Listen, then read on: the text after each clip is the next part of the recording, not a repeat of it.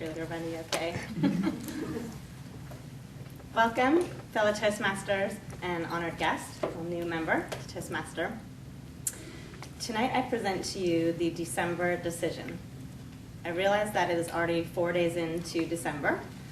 However, I feel that it is enough time to make an impactful decision on whether you will surrender and recover or strategize and energize over this next month of holiday festivities.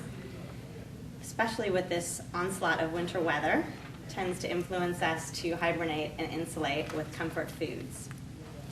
You may have already given some thought to how you will approach the holidays, considering what your experience may have been during the Thanksgiving feeding frenzy. You may be inclined to choose one decision over another. You are, of course, at free will.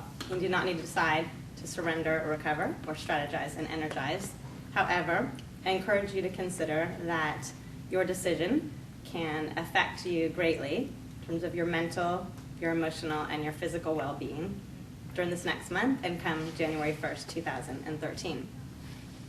The first decision, to surrender and recover, I envision this as kind of laying on the train tracks and letting the holiday train just kind of run right over you, to just take whatever comes your way, to eat, drink, and be merry without regard for quantity or type of food and beverages consumed, to eat without judgment or guilt, to allow there to be weight gain, so be it, to allow yourself to appease your friends and family and coworkers that may have slaved away in the kitchen cooking high-fat, high-sugary morsels and meals. You can show them your appreciation for their generosity and their effort by just fully indulging whatever they give to you and serve to you. And you also, with this surrender and recovery decision, come with the full wisdom of the likely aftermath and recovery process, which many of us have endured. This usually involves either the day or so after a party, or potentially you prolong it to January when you are hitting the gym really hard and going on a strict weight loss diet, likely agonizing for days, weeks, and months to come, and complaining, sharing that with others, how uncomfortable you feel and the extent of your debauchery over the holidays. So this is surrender and recover. The advantage is that you can avoid the holiday guilt that tends to come, or you can deal with the repercussion afterwards. The second decision is strategize and energize. So rather than be taken over by this train, you can plan and prepare for it. You can look at the timing, the frequency of the train schedule. You can decide when you're going to get on the train, how long you're going to stay on it, and when you're going to debark.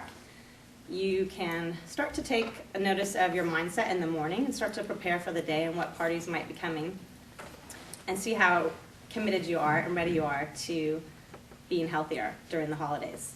This can require some rules and regulations for yourself, potentially choosing to maybe take bites of things that are served to you, but not the entirety of them. Maybe you're going to select certain things that are served to you. Maybe you're going to opt out of 2 of the courses out of the 7. And you may also prepare for how you might respond to people when they start to push food on you that you have decided that you're not going to eat. You might share with others how you are committing to a healthy regimen and starting your New Year's resolutions early, and you'd love their support and encouragement. So you might try that one on for size. You might also prepare for the initial hour of deadly appetizers and cocktails. You might consider arriving fashionably late and maybe be the penultimate guest at the party and just completely avoid that debauchery. Or you can potentially stock your home, your car, your office with healthy snacks. These are some examples on the table, so that you are keeping yourself nourished and you're not ravenous once you get to the party.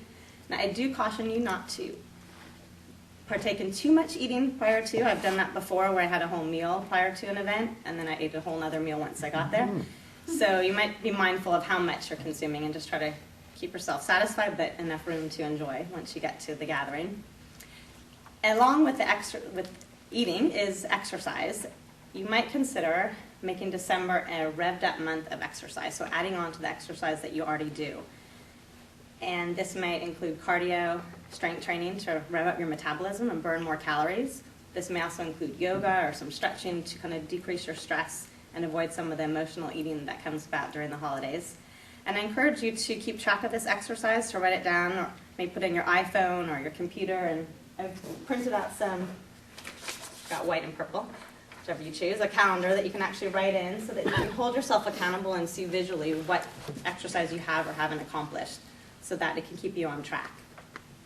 The advantage, of course, of strategizing and energizing is that you will have a new approach to the holidays. You'll feel healthier, and you can avoid sharing and complaining to your friends and family and coworkers how awful you feel, how much work that you'll have to do once the new year comes. The disadvantage may be that it might be uncomfortable. It might not be as fun initially, and you may have to kind of work out some kinks and get more familiarized with how to respond to different temptations. But I think you'll find that strategizing and energizing definitely has a lot more benefits than the disadvantages. To conclude, you have the opportunity to decide to surrender and recover, or strategize and energize. Whichever decision you make, if you make a decision, you're actually moving in the right direction because you are clarifying for yourself and lessening any confusion about how you will enter into the holidays.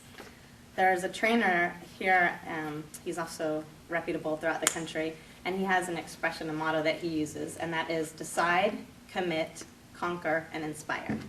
So however you decide to enter through the holiday season, I hope that it's an enjoyable one for you, and let me know which decision that you make. I'll be curious. Thank you.